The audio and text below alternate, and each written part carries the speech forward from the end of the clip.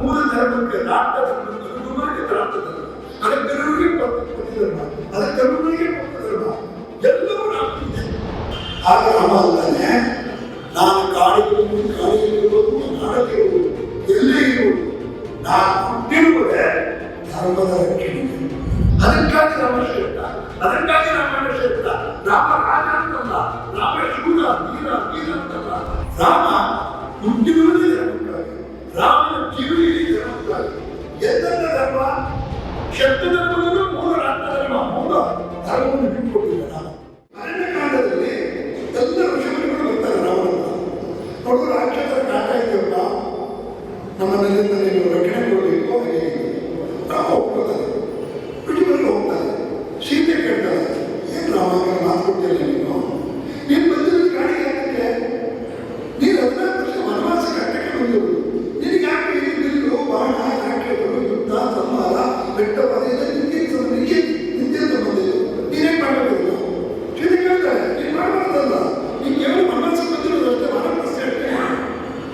ಆಗ ರಾಮ ಅಂತಾನೆ, ನಾನು ಕಾಡಿಯಲ್ಲಿರುವುದು ನಾಡಲ್ಲಿರುವುದು ಎಲ್ಲೇ ಇರುವುದು ನಾನು ಹುಟ್ಟಿರುವುದೇ ಧರ್ಮದ ರಕ್ಷಣೆಗೆ. ಧರ್ಮದ ರಕ್ಷಣೆ ನನ್ನ ಕರ್ತವ್ಯ, ಅದರಿಂದ ಯಾವತ್ತೂ ನನಗೆ ಬಿಡುಗಡೆ ಇಲ್ಲ, ಅದನ್ನು ಚುಟಿಯೂ ಮಾಡೋಕ್ಕಾಗಲ್ಲ. ಧರ್ಮದ ರಕ್ಷಣೆ, ನಾನು ಕಾಡಲ್ಲಿದ್ದರೂ ಕೂಡ ನಾನು ಧರ್ಮದ ರಕ್ಷಣೆ ಮಾಡಬೇಕು, ಅದು ನನ್ನ ಕರ್ತವ್ಯ ಮತ್ತು ನನ್ನ ಹಕ್ಕು, ನನ್ನ ಹಕ್ಕು ಒಂದು ಕರ್ತವ್ಯ ಹೌದು. ಧರ್ಮದ ರಕ್ಷಣೆ ಇದ್ದೀನಿ ಅಂತ ಹೇಳಿದ್ದಾರೆ. ಅವಾಗ ಧರ್ಮ ಅಂದ್ರೆ ರಾಜನ ಧರ್ಮ ಅಂತ ಸೀತೆಗೆ ವಿವರಿಸಿರ್ತಾರೆ. ಮತ್ತು ಈ ಭಾಗ ಎಲ್ಲ ಕೂಡ ನಮ್ಮ ರಘುವಂಶದ ಭೌಗೋಳಿಕ ವ್ಯವಸ್ಥೆ ಬರುತ್ತೆ. ಇದು ನನ್ನ ಜವಾಬ್ದಾರಿ. ಅದರಲ್ಲೂ ಋಷಿಮುನಿಗಳು ಬಂದು ಕೇಳಿದ ಮೇಲೆ ನಾನು ಇದರಿಂದ ಬೆಂದು ಹೋಗೋ ಪ್ರಶ್ನೆನೇ ಇಲ್ಲ, ಸುಮ್ಮನೆ ಕೊಡೋ ಪ್ರಶ್ನೆ ಇದೆ. ಮತ್ತು ಸೀತೆ ಮತ್ತು ಎಲ್ಲ ಸಂತೋಷ ಹೋಗ್ತಾರೆ. ಅದನ್ನು ಕೂಡ ಕಾಶ್ಮೀರದಲ್ಲಿ ಬಹಳ ಚೆನ್ನಾಗಿ ಮುಚ್ಚಿದ್ದಾರೆ ಆ ಭಾಗವನ್ನು. ಬಹಳ ವಿವರಕ್ಕೆ ಅವರು ಹೋಗಿಲ್ಲ, ಸಂಕ್ಷೇಪವಾಗಿ ಅದರ ಭಾವನೆ ಅರ್ಥ ಆಗುವಾಗೆ ಬಹಳ ಚೆನ್ನಾಗಿ ಮುಚ್ಚಿದ್ದಾರೆ. ರಾಮ ಹುಟ್ಟಿರುವುದೇ ಧರ್ಮಕ್ಕಾಗಿ, ರಾಮನ ಜೀವನ ಇಡೀ ಧರ್ಮಕ್ಕಾಗಿ. ಎಂತೆಂಥ ಧರ್ಮ? ಕಾಲಧರ್ಮ ಮತ್ತು ಮೂಲ ಧರ್ಮಕ್ಕೆ ಅನುಗುಣವಾಗಿ ಒಂದು ಧರ್ಮವನ್ನು ಪಾಲನೆ ಮಾಡಿದ. ಬುದ್ಧ ಧರ್ಮವನ್ನು ಎಷ್ಟು ಪಾಲನೆ ಮಾಡಿದ? ಪಿತೃವಾಕ್ಯ ಪರಿಪಾಲಕ. ವಾಸ್ತವವಾಗಿ ತಗೊಂಡ್ರೆ ನಿಮ್ಮ ಕಥೆಯನ್ನ ನೆಗೆಟಿವ್ ವಿಮರ್ಶೆ ಮಾಡಿದ್ರೆ ನನ್ನ ಪ್ರಕಾರ ರಾಮ ಪಿತೃವಾಕ್ಯ ಪರಿಪಾಲಕ ಅಲ್ಲ. ದಶರಥ ರಾಮನಿಗೆ ಕಾಡಿಗೆ ಹೋಗು ಅಂತ ಹೇಳ್ತಾನೆ ಕಥೆಯಲ್ಲಿ ಹೇಳಿಲ್ಲ. ಬದಲಾಗಿ ಹೇಳ್ತಾನೆ, ನನ್ನನ್ನ ಸಂಹಾರ ಮಾಡಿ ನನ್ನನ್ನ ಸಿಂಹಾಸನ ಇಳಿಸಿ ಈ ಸಿಂಹಾಸನ ಕೂಡು ಆದೇಶ ಕೊಡ್ತಾನೆ ದಶರಥ ರಾಮನಿಗೆ. ಮತ್ತು ರಾಮ ಹೊರಟಾಗ ರಾಮ ಹೋಗ್ಬೇಡ ಹೋಗ್ಬೇಡ ನಿಂತ್ಕೊಂಡು ಹೋಗ್ತಾನೆ. ರಾಮನಿಗೆ ಕೇಳದೆ ಇರುತ್ತೆ, ಕೇಳ್ತಿದ್ದು ಹೋಗ್ತಾನೆ. ಸುಮಂತ ನಿಲ್ಸ್ಕೊಂಡು ಹೋಗ್ತಾನೆ. ಸುಮಂತ ಮಂತ್ರಿ ಅವರೇ ಚಾಲನೆ ಮಾಡ್ತಾರೆ, ಸುಮಂತ ರಥ ನಿಲ್ಲಿಸ್ಬೇಡ ಮುಂದಕ್ಕೆ ಹೋಗ್ತಾನೆ. ಅಪ್ಪನ ಮಾತು ಕೇಳ್ತಾ ಇದೆ, ಅದು ಕೇಳುತ್ತೆ ಹೋಗ್ತಾನೆ. ಅಪ್ಪನ ನಿಲ್ಲಿಸಿ ರಾಜ್ಯ ಕೂತ್ಕೊಳ್ತಾನೆ, ನೋಡೋದಿಲ್ಲ, ನಿಲ್ಲೋದಿಲ್ಲ. ಮಿತ್ರವಾಕ್ಯ ಬರೀತಾರೆ. ಅಪ್ಪನ ಹೇಳಿದ್ರು ಅಂತ ಹೇಳ್ಬೇಡ ಅವನು, ಹಂಗಲ್ಲ. ಅಪ್ಪ ಅಮ್ಮನಿಗೆ ಮಾತು ಕೊಟ್ಬಿಟ್ಟಿದ್ದಾನೆ. ಅಪ್ಪನು ನಡೆಸ್ಕೋಬೇಕಾದ್ರೆ ಅಪ್ಪನ ಧರ್ಮ ಅದು. ಆ ಧರ್ಮವನ್ನು ಕಾಪಾಡು ನನ್ನ ಧರ್ಮ. ಹಾಗಾಗಿ ಅವನು ಮಿತ್ರವಾಕ್ಯ ಬರೀತಾರೆ. ಧರ್ಮದ ಮಿತ್ರವಾಕ್ಯ ಪರಿಪಾಲಕ, ಲೌಕಿಕ ವ್ಯವಹಾರದ ಮಿತ್ರವಾಕ್ಯ ಪರಿಪಾಲಕ ಅಲ್ಲ. ಅಂದ್ರೆ ಮೂಲ ಧರ್ಮ ಏನಿದೆ ಅದಕ್ಕೆ ಅನುಗುಣವಾಗಿ ಬುದ್ಧ ಧರ್ಮ, ಅದಕ್ಕೆ ಅನುಗುಣವಾಗಿ ಪತಿ ಧರ್ಮ. ಸೀತೆ ಪರಿತ್ಯಾಗ ಮಾಡಿದ. ಇವತ್ತಿನ ಲೌಕಿಕ ಕೊಡುಗೆ ಇದಕ್ಕಿಂತ ನಮ್ಮ ವಿಚಾರ ಅದನ್ನೇ ಹೇಳುವುದು. ನಮ್ಮ ಹೆಣ್ಮಕ್ಳು ಏನ್ರಿ ರಾಮ ಅಂತ ತುಂಬ ಗರ್ಭಿಣಿ ಇದೆ, ಸೀತೆನೇ ಲೌಕಿಕ ಮಾಡೋದು, ನೀವ್ಯಾರೇ ಮಾಡೋದಕ್ಕೆ? ಅಂದ್ರೆ ರಾಮನ ಹೆಂಡತಿ ಆದ್ಮೇಲೆ ನೀನು ರಾಮನ ಧರ್ಮವನ್ನು ಕಾಪಾಡುವುದು ಸೀತೆಯದ್ದು ಕರ್ತವ್ಯ, ಅದು ಅವರ ಧರ್ಮ. ನಾನೊಬ್ಬ ದೊಡ್ಡ ವ್ಯಕ್ತಿಯ ಹೆಂಡತಿ ಆಗ್ತೀನಿ, ದೊಡ್ಡ ವ್ಯಕ್ತಿಯ ಗಂಡ ಆಗ್ತೀನಿ, ಆದರೆ ನಾನು ನನಗೆ ಹೆಂಗೆ ಸ್ವತಂತ್ರ ಇಲ್ಲ, ಸ್ವತಂತ್ರ ಇಲ್ಲ, ಅದಕ್ಕೆ ಅನುಗುಣವಾಗಿ ಇರಬೇಕು. ಅವಳಿಗೆ ಪತ್ನಿ ಧರ್ಮ ಇದೆ, ಆ ಪತ್ನಿ ಧರ್ಮಕ್ಕೆ ಸೀತೆ ಇರಬೇಕು. ಆದರೆ ಮೂಲ ರಾಷ್ಟ್ರ ಧರ್ಮ ಏನಿದೆ ಆ ಧರ್ಮಕ್ಕೆ ಅನುಗುಣವಾಗಿ ಪತಿಯನ್ನು ಇರಬೇಕಾ, ಪತಿಯನ್ನು ಇರಬೇಕು, ಸತಿಯನ್ನು ಇರಬೇಕು, ಸತಿಯನ್ನು ಇರಬೇಕು. ಪುನಶ್ಚಾತೆ ಗ್ರಾಮಸ್ಯಾತೆ ಕುರುಂಚತೆ ಗ್ರಾಮಂ ಜನಪದಸ್ಯಾತೆ ಆತ್ಮಹತ್ಯೆ ಪ್ರತಿಂಚತೆ ಚಿತ್ತಶಾಂತಿ.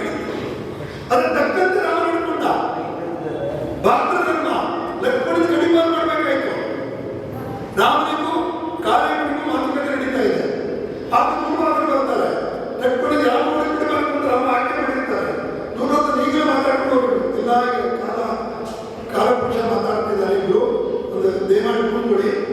ನಿನ್ನ ಅಪಾಯಿಂಟ್ಮೆಂಟ್ ಕಳಿಸ್ಕೊಡ್ತೀನಿ.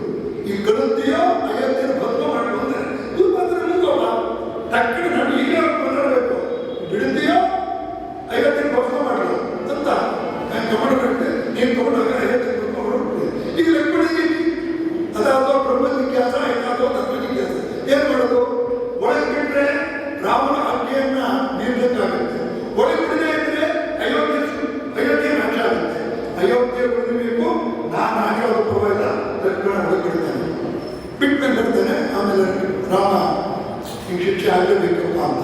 ಅದಕ್ಕೆ ಶಿಕ್ಷೆ ಇದು ಮರಣದಂಡನೆ. ಅದು ತಮ್ಮನೇ ಮರಣದಂಡನೆ ಕೊಟ್ಟರು ಸರಿಯಲ್ಲ, ಆದರೆ ಬಹಿಷ್ಕಾರ ಆಗೋದು ಮರಣದಂಡನೆಗಿಂತ ಮೇಲೆ ಅಂತೇಳಿ ಕೈಯಿಂದ ಬಹಿಷ್ಕಾರ ಆಗ್ತದೆ. ಅಂದ್ರೆ ರಾಷ್ಟ್ರ ಧರ್ಮ ಪಾಲನೆ ಮಾಡ್ತಾ ಇದ್ರು ಕೂಡ ಮೂಲ ಧರ್ಮಕ್ಕೆ ರಾಷ್ಟ್ರ ಧರ್ಮಕ್ಕೆ ಅನುಗುಣವಾಗಿ ರಾಷ್ಟ್ರ ಧರ್ಮ, ಅದಕ್ಕೆಲ್ಲವರಿಗೆ ಪತಿ ಧರ್ಮ, ಅದಕ್ಕೆಲ್ಲವರಿಗೆ ಪಕ್ಕ ಧರ್ಮ ಎಲ್ಲವೂ ರಾಮನಿದೆ. ಮತ್ತು ಯಾರು ಕೂಡ ಅಪ್ಲೈ ಮಾಡಿಲ್ಲ. ಈ ಪುಸ್ತಕದಲ್ಲಿ ರಾಜ್ಯಗಳು ಚೆನ್ನಾಗಿ ಹುಟ್ಟಿಸಿದರೆ ವಾಲಿಯ ಒಂದು ಪ್ರಕರಣ ನಮ್ಮೆಲ್ಲ ಗೊತ್ತಿದೆ. ವಾಲಿಯ ರಾಮ ಸಂಹಾರ ಮಾಡ್ತಾನೆ. ಸಂಹಾರ ಮಾಡುವವರೆಗೂ ಕೂಡ ವಾಲಿಗೂ ರಾಮನಿಗೂ ಭೇಟಿಯಾಗಿರುವುದಿಲ್ಲ. ಆ ಯುದ್ಧದಲ್ಲಿ ಅಲ್ಲಿ ಹಿಂದ್ಗಡೆದ ಮಾಡ ಹೊಡೆಯುವುದು, ಮುಂದ್ಗಡೆದ ಮಾಡ ಹೊಡೆಯಕ್ಕಾಗಲ್ಲ. ವಾಲಿಗೆ ಹಿಂದ್ಗಡೆದ ಮಾಡ ಹೊಡಿತಾರೆ. ಇವತ್ತು ಕೇಳ್ತಾರೆ ಏನು ರಾಮ ಮುಕ್ಕಳ ಹಿಂದ್ಗಡದಲ್ಲಿ ಬಾಳ ಬಿಟ್ಬಿಟ್ಟ ಅಂತ. ಆಮೇಲೆ ವಾಲಿ ಕೇಳ್ತಾನೆ, ವಾಲಿಗೂ ರಾಮನಿಗೂ ಮಾತುಕತೆ ಆಗುತ್ತೆ. ಏನ ನೀವು ಮಾಡಿ ಸರಿನಾ? ನನಗೂ ನೀವು ಏನ್ ಕೇಳ ಇತ್ತು, ನನಗೂ ನೀವು ಏನ್ ದ್ವೇಷ ಇತ್ತು? ನಾನೇ ನೀನು ಕೊಟ್ಟಿಲ್ಲ, ನೀನೇ ನನ್ಗೆ ಕೊಟ್ಟಿಲ್ಲ, ನಾನು ನಿನ್ನಂತೆ ತಗೊಂಡಿಲ್ಲ, ನೀನು ನನ್ಗೆ ತಗೊಂಡಿಲ್ಲ, ನನಗೂ ಯಾವ ಭಾಗವೂ ಇಲ್ಲ, ಅಯೋಧ್ಯೆಗೂ ಕೃಷ್ಣನಿಗೂ ಯಾವ ಸಂಘರ್ಷವೂ ಇಲ್ಲ. ನೀನು ನನ್ಮೇಲೆ ನೋಡೋ, ನೀನು ನನಗೇನು ಮಾಡಿದ್ಯಾ ನನಗೇನು ಮಾಡಿಲ್ಲ ಇಲ್ಲ.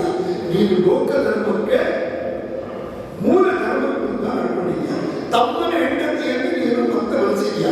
ಇದು ಅತ್ಯಂತ ಪಾಪದ ಕೆಲಸ. ಆ ಪಾಪ ಕರ್ಮಕ್ಕೆ ನೀನು ಪ್ರಾಯಶ್ಚಿತ್ತವನ್ನು ಹೋಗ್ತೇನೆ. ಮತ್ತು ನೀನು ಇಷ್ಟಿದ್ದೆ ನನಗೆ ಅಧಿಕಾರ ಕೇಳ್ತೀಯ. ನಮ್ಮ ಆಡಳಿತದ ಸಂವಿಧಾನ ಪ್ರಕಾರ ಈ ವಾರವೂ ಧರ್ಮದ ರಕ್ಷಣೆಗೆ ನನ್ನದೇ ಕರ್ತವ್ಯ ಸೇರಿದೆ. ಹಾಗೆ ಮಾಡಿದೆಲ್ಲ ಸರಿ ಅಂತ ರಾಮ ವಿವರಣೆ ಕೊಡ್ತಾರೆ. ವಾಲಿ ಒಪ್ಕೊತಾರೆ. ಒಪ್ಕೊಂಡು ಸಂತೋಷದಿಂದ ಈ ಮತ್ತೊಮ್ಮೆ ನಿನ್ನ ಜೀವನ ಕೊಡ್ತೀನಿ, ನೀನು ಬದುಕು ಸರಿಯಾಗಿರ್ತಾನೆ. ರಾಮ ಇಲ್ಲ ರಾಮ, ನೀನು ಹೇಳಿದ್ದೆಲ್ಲ ಪೂರ್ಣ ಸ್ಪಷ್ಟ ಆಗಿದೆ. ನಿನ್ನ ಮಾಡೋದನ್ನ ಹತನಾದರೆ ನನಗೆ ಕೈಬೆಲೆ ಸಿಗುತ್ತೆ, ನಿನ್ನನ್ನು ಹತ ಮಾಡುತ್ತೆ. ಇಂತಹ ಶತ್ರು ಧರ್ಮದಲ್ಲೂ ಕೂಡ ಅವನ ಮಾನವೀಯತೆ, ಶತ್ರು ಧರ್ಮದಲ್ಲೂ ಮೂಲ ರಾಷ್ಟ್ರ ಧರ್ಮ, ಮೂಲ ಧರ್ಮವನ್ನು ಬಿಟ್ಟುಕೊಟ್ಟಿಲ್ಲ ರಾಮ. ಈ ರೀತಿಯಾದ ರಾಮನ ಸಂಹಾರ ಆಗುತ್ತೆ.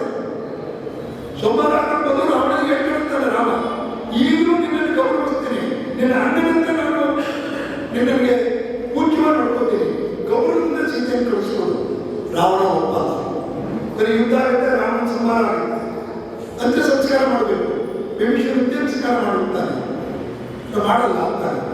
ಇಂತಹ ದುಷ್ಟ ರಾಕ್ಷಸ ಅಧರ್ಮಿ. ಆಗ ರಾಮ ಅಂತಾನೆ, ಮರಣಾನಂತರ ಬಹಿರಂಗವಾಗಿದೆ. ಸತ್ತ ಮೇಲೆ ಬಹಿರಂಗ ಅನ್ನೋದಿಲ್ಲ. ಈಗ ನೀನು ಸಂಸ್ಕಾರ ಮಾಡದೇ ಇದ್ರೆ ನಾನು ಅವನ ಮಗನಂತೆ ನಾನು ಸಂಸ್ಕಾರ ಮಾಡ್ತೀನಿ. ಇದರಿಂದ ಅದಕ್ಕಾಗಿ ರಾಮ ಶ್ರೇಷ್ಠ, ಅದಕ್ಕಾಗಿ ರಾಮಾಯಣ ಶ್ರೇಷ್ಠ. ರಾಮ ರಾಜ ಅಂತಲ್ಲ, ರಾಮ ಶೂರ ವೀರ ಅಂತಲ್ಲ, ರಾಮದವರು ಪಂಡಿತ ಅಂತಲ್ಲ, ರಾಮದವರು ಶ್ರೀಮಂತ ಅಂತಲ್ಲ, ರಾಮದೊಡ್ಡ ದೇವಭಕ್ತ ಅಂತಲ್ಲ. ರಾಮ ಇಡೀ